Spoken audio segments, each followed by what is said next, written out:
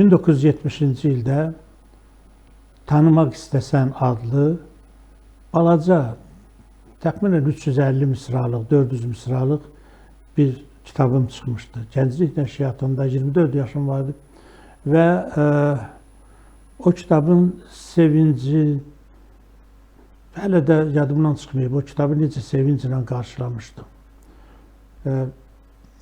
Sanki belə dünya mənim idi. Hər kəs onu göstərmək istəyirdi. O kitabın birinci şeiri Vətən adlanırdı və bugünə qədər də mənim bir çox şeir kitablarımın əvvəlində ilk səhifələrdə elə o Vətən şeiri çap olunur. Yəni nəysə o şeirin havası bugün də başımdadır, belə deyim. O balaca kitabdan sonra indi bu masanın üstündə 15 cild mənim keçdiyim uzun yaradıcılıq yolunun nəticəsi olaraq 15 cilddən ibarət seçilmiş əsərlərim çap olunub. Bu günlərdə 15-ci cild çap olunub qurtardı və bugün bir növ hesabat verirəm tamaşaçılarımıza. Kitab reklamı təəssüf ki, televiziyalarda azalıb, mətbuatda da reklam kitablar az reklam olunur. Görünür özümüz öz əsər, öz yazılarımızı reklam eləməliyik. Yəni buna normal baxmaq lazımdır və oxucularımızı da bunu öyrətməliyik. 15 cild əslində mənim yaradıcılıq həyatımın böyük əksəriyyətini əhatə edir. Bir isə deməli bütün Sovet dövründə yazdığım publisistik əsərlər, ondan sonra təxminən 1500 səhifəlik hazırlanıb stenoqramlardan çıxarılmış Milli Məclisdəki çıxışlarım var. Dünyanın müxtəlif ölkələrindəki parlamentlərdə, Dünya Azərbaycanlılar Konqresinin qurultaylarında müxtəlif görüşlərdəki çıxışlarım var, xatirələr var, gündəliklərdən səhifələr var, bir sıra başqa bir roman var, pyeslər var, çap olunmamış. Onlar da görünür bir 5-6 cild istəyir, 5-6 cilddə çap olunmalıdır. Amma ona səbrim çatmadı. Elə əvvəldən yazmışdım 15 cild. Elə bilirdim ki, 15 cildə hər şey gembol yerləşəcək. Amma gördüm ki, 15-ə təəssüf ki, sığışmadı əsərlər. Əlbəttə 15-ci cildi dəyişib orada öz yazılarımı salsam, əlavə eləsəm, yenə də sığışmayacaqdı. Ona görə də mən 15-ci cildi öz yazılarım qədər mənə doğma olan tərcümələrlə doldurdum, tərcümələri yığdım ora. Burada ən qalın cild elə odur. 15-ci cild dünya ədəbiyyatından seçmələrdir. Burada dahi Alman şairi Hötenin Azərbaycanda çox məşhur olan, amma indiyə kimi tərcümə olunmamış Şərq-Qərb divanı bir dəfə tərcümə eləmişdi deyəsən. Ondan sonra tanış oldum mən, amma fərqi yoxdur. 5 dəfə də tərcümə eləmək olar. Mənim tərcümələrimi bəzi dostlarım oxuyub dedilər ki, niyə bu qədər vaxtını sərf edib tərcümə ilə məşğul olmaq, öz yazılarını yazardım. Çünki elə mən tərcümələrə təxminən öz yazılarım kimi baxıram. Sonra Adam Mickiewicz, yenə böyük polyak şairi Adam Mickiewiczin Krım sonetləri və Tadeusz poemasıdır, lirikasıdır. Sonra bir Serb şairi var, Lakireviç, onun şeirləri Tutqun Hava adlı bir kitabını çevirmişdim. Və dünyanın müxtəlif ölkələrində Kubadan başlamış, Özbəkistan, Rusiya, Gürcüstan, bizim qonşu xalqlarımız, dostlarımız, onların ədəbiyyatına qədər çevrilmiş yazılar var orada. Bunlar mənim ömrüm boyu, belə deyək ki, taleyimi həsr eləmişəm, ömrümü həsr eləmişəm bu yazılara. Amma iki kitaba düşməyən iki başqa böyük, mənim aləmdə böyük əsərim də var. Onu təəssüf ki, indi heç bir şəkildə təqdim eləmək mümkün deyil. Bəlkə də nə vaxtsa bir hissəsini təqdim eləmək olar. Onun biri Azərbaycanda 1989-cu ildə çap olunmuş birinci müstəqil, demokratik mətbuat nümunəsi olan Azərbaycan qəzetidir. Azərbaycan qəzeti də mənim əsərimdir. Mən 2 ildən artıq onun baş redaktoru oldum. Və bir də ki, müstəqilliyimiz ki, onun o müstəqillik aktına qol çəkən adamlardan biriyəm. Mən orada da özümü bir avtor, sağavtor deyək ki, müəlliflərdən biri hesab edirəm. Amma tək müəllif olaraq buraxdığım kitablar bu 15 cilddir. Əslində heç bir şair ömrü yaşamamışam mən doğrudan da. Müəyyən dövrə qədər qəzetdə işlədiyim illərdə bəlkə. Amma sonra həyatımızın axarı, gür axarı məni aldı qoyununa. Son 35 il, bəlkə də 40 ilə yaxın artıq yaşadığım bir qələm əhlinin yaşadığı ömür deyil. Ondan əvvəl də normal bir həyatımız, normal bir yerimiz, yurdumuz olmayıb. Bakının elə bir küncü yoxdur ki, elə bir yeri yoxdur ki, mən orada kiriyə qalmayayım. Bakını mən az qala dalan tanıyırım. Elə həmin illərdən gəlir bu tanışlıqlar. Ona görə belə köçə-köçdə yazdıqlarımın əl yazmaları falanı qoruyub saxlamaq, bir çox şeyləri itib gedib o köç şeylərində, nə bilim, köç burulğanlarında. Amma yazdıqlarımın əksəriyyəti, yəni əl yazması qalmasa da yazılanlar qalıb, mətbuatda çap olunub və s.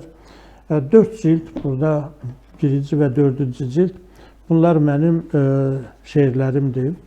Müxtəlif xronologiya ilə düzülüb, deməli,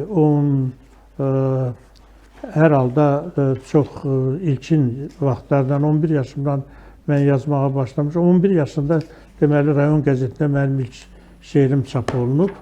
O vaxtdan başlayaraq yazdıqlarım, əlbəttə o vaxt yazılanların çox şeir deyildi. Sonraki illərdə də yazılanları mən demirəm, hamısı 62-ci ildə mənim deməli ilk 16 yaşından, ondan əvvəl 11 yaş deyirəm, ondan əvvəl yazdıqlarım ədəbiyyat müəlliminin deməli redaksiyası ilə çap olunmuşdu birinci şeirim. Bəlkə yarısı mənimdir, yarısı heç mənim deyildi. Misralar düzəltmişdi falan. Amma 62-ci ildən yazdım, oradan 5 şeir, 63-dən 4 şeir, yenə 5 şeir, yəni ələ gələn bunlar olub. Sonra amma əsas mən hesab edirəm ki, ciddi ədəbi yaradıcılıq 1967-ci ildən başlayır.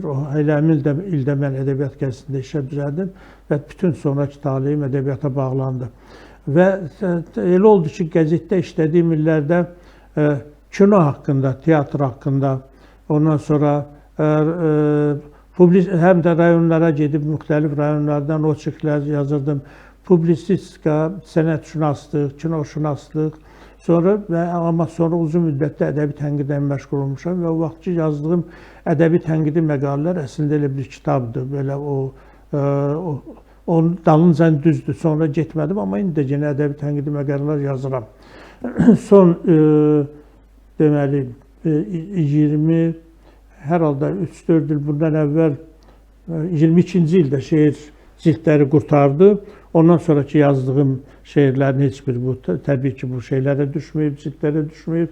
Sonra əlavə inşallah yeni yazılarım çap olunar. 3 cild publisistikadır. 3 cild ömür kitabıdır. Sonra Xətai yurdudur və müxtəlif mətbuatda yazdığım Dərdə əyilmədi.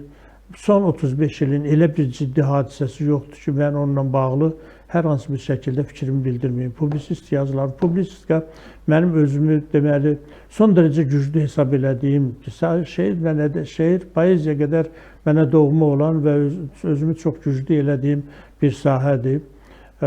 İndi də bəzi yazıları oxuyanda hətta fikirləşirəm, necə vaxt çatdırıb olar o vaxt yazılıb.